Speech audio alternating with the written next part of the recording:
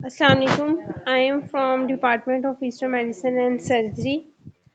My name is Sadia नाज और मेरा जो आज का टॉपिक है वो है एक्सट्रैक्शन मेथड के बारे में। यानी जो वोलेटाइल आयल्स हम यूज़ करते हैं उनकी एक्सट्रैक्शन के मेथड क्या हैं, हम किस तरीके से एक्सट्रैक्ट करते हैं। तो इसके लिए तीन जो है वो मेथड इस्तेमाल किए जाते हैं: डिस्टिलेशन, एक्सप्रेशन और सॉल्वेंट एक्सट्रैक्शन। डिस्टिलेशन को सबसे पहले हम डिस्कस करेंगे। तो डिस्टिलेशन के अंदर जो बॉयल्ड वाटर वेपर्स हैं उनको कलेक्ट किया जाता है कंडेंस करके। इसके अंदर वाटर डिस्टिलेशन आ जाती है, स्टीम डिस्टिलेशन आ जाती है और हाइड्रो डिस्टिलेशन आ जाती है, जिसे हाइड्रो डिफ्यूजन भी कहते हैं।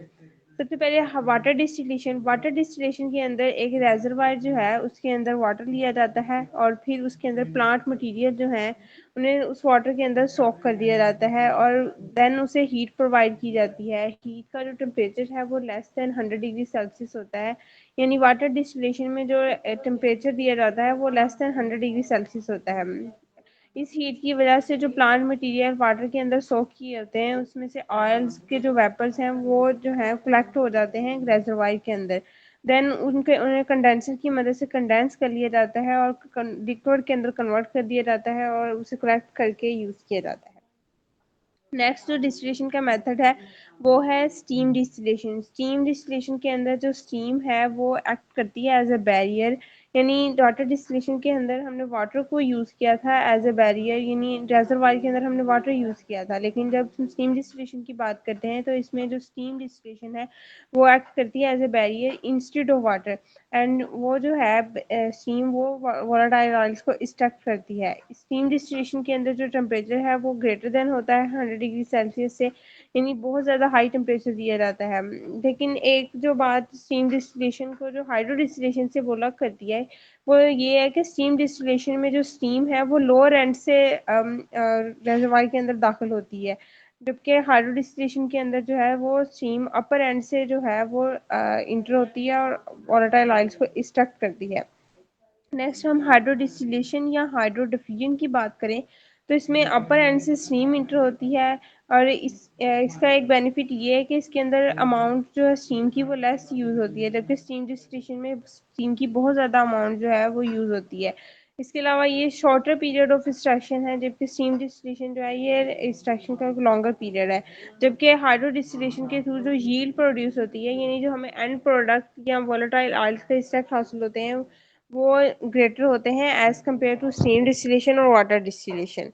नेक्स्ट जो एक्सट्रैक्शन मेथड है वो एक्सप्रेशन का है। एक्सप्रेशन के अंदर एक डिवाइस जो है उसको इस्तेमाल की जाती है जो कि सिट्रस फ्रूट्स जैसे कि लेमन, ऑरेंजेस वगैरह जो है उनके ऊपर मूव करती है और उनसे जो है वोलेटाइल ऑयल्स जो है एक्सट्रैक्ट करती है। यानी जो लेमन या सिट्रस फ्रूट जितने भी हैं वो उस डिवाइस के ऊपर मूव करते हैं और उनके मूवमेंट की वजह से जो प्रेसिंग होती है उससे वोलेटाइल ऑयल्स जो हैं वो एक्सट्रैक्ट हो जाते हैं और सेंट्रल रेजरवायर के अंदर जो है वो कलेक्ट होते हैं। तो इस सारे प्रोसेस को जो है वो एक्सप्रेशन मेथड कहते हैं एक्सट्रैक्शन का।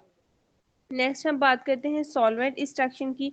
सॉल्वेंट एक्सट्रैक्शन की नेक्स्ट थ्री टाइप्स हैं, जिसके अंदर मैसिरेशन आ जाती है, इनफ्लरेज आ जाती है, सॉल्वेंट एक्सट्रैक्शन जो है वो इसके अंदर इंक्लूड होती है। मैसरेशन की बात करें तो मैसरेशन के अंदर जो है वो सॉल्वेंट जो है कोई भी हॉट ऑयल होता है जो कि सेल वॉल को जो है वो रप्चर कर देता है। यानी किसी जो प्लांट है जो है जिससे हमने वोलेटाइल ऑयल्स कलेक्ट करने हैं तो उसकी सेल वॉल को रप्चर कर देता है और उसको जो है वोलेटाइल ऑयल्स वहाँ से अब्जॉर्ब हो जाते हैं। अब्जॉर्प्शन के बाद उन्हें जो है वो कलेक्ट कर लिया जाता है।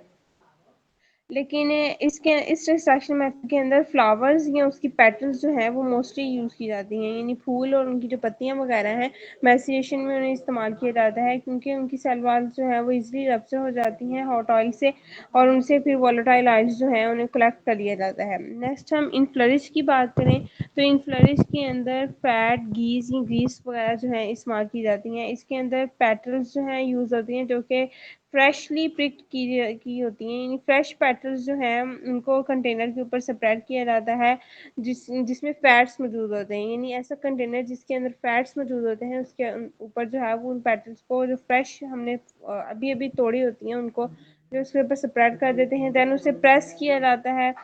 प्रेस के बाद जो है वो उन्हें कुछ दिन के लिए जो है वैसे ही स्प्रेड किया, उसके ऊपर रहने दिया जाता है, इससे वोलेटाइल ऑयल्स कलेक्ट हो जाते हैं। लेकिन इसका एक और भी ये है कि इसमें पेटल्स जो है उन्हें रिपीट किया जाता है फ्रेश पेटल से, यानी जो यूज़ हो चुकी हैं उनको उतार दिया जाता है और नेक्स्ट जो है वो फ्रेश पेटल्स जो है उनको रिप्लेस करते रहते हैं। ये प्रोसेस जो है बार बार रिपीट किया जाता है और रिपीटेशन के नतीजे में जो है वो वोलेटाइल ऑयल्स जो है वो हमें जो है वो कलेक्ट होते हैं। और इसके अलावा अगर हम इसके क्योंकि इसके अंदर जो है वो फैट्स यूज होते हैं, तो हमने फैट्स को वोलेटाइल ऑयल से अगर सेपरेट करना है तो उन्हें अल्कोहल के साथ वॉश किया जाता है। अल्कोहल के साथ वॉश करने की मदद से जो वोलेटाइल ऑयल्स हैं वो सेपरेट हो जाते हैं फैट से। नेक्स्ट जो लास्ट है वो सॉल्वेंट एक्सट्रैक्शन मेथड है।